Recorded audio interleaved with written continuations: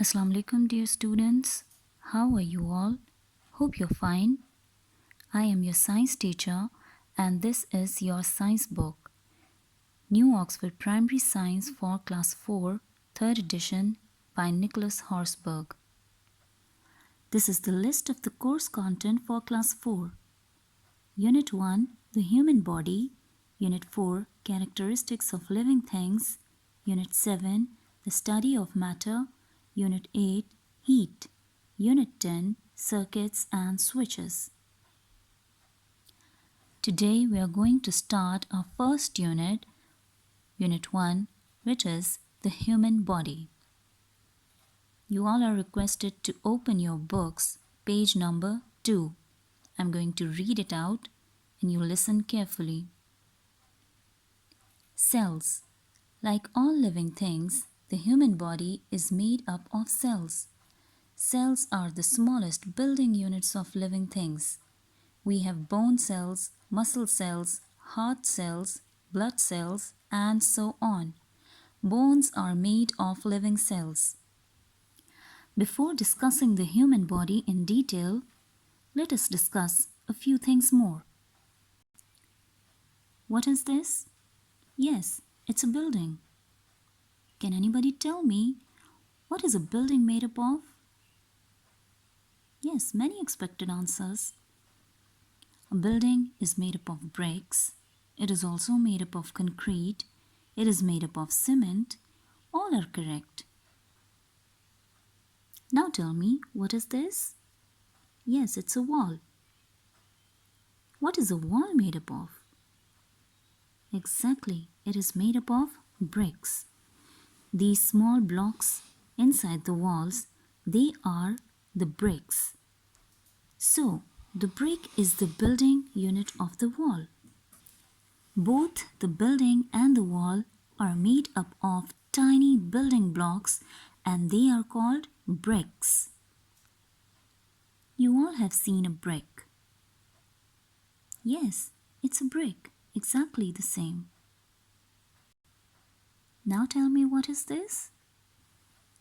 It's a human body. I am a human. You are a human. The bodies of the human beings are almost similar to one another.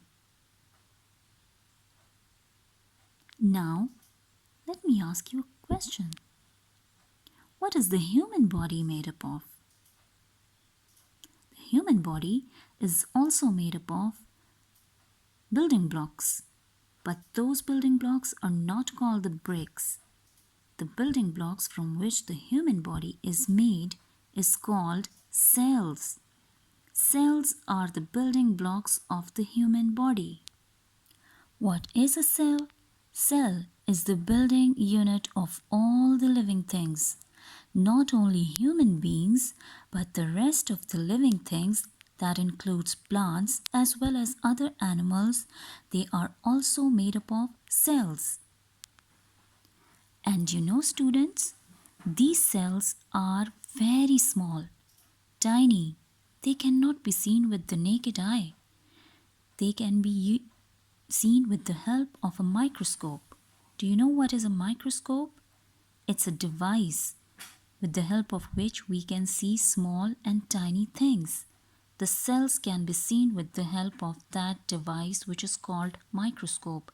That is why we can say that cells are microscopic in size. Now we'll talk about the structure of the cell, that how is it made. Dear students, as you know, that the human body has a number of different parts and each part of the body has a different function. For example, eyes, nose, ears, hands, mouth, each and every part or organ of the human body has a different function to do. Therefore, each and every part of the human body is made up of cells, but they are made up of different cells because they have different functions to do. So we can say that the human body is made up of different cells. We'll discuss the structure of different cells of the human body in detail. These are the structures of different cells of the human body. The first one is the nerve cells. You know what are nerve cells? Nerve cells are those cells from which your brain is made. In other words, we can say that nerve cells are the brain cells. The brain has a different function, a very unique function. It helps in sending of the messages. These are the blood cells. Blood has a very different function from the brain. That is why the cells of blood are different from those of the brain cells. These are the muscle cells.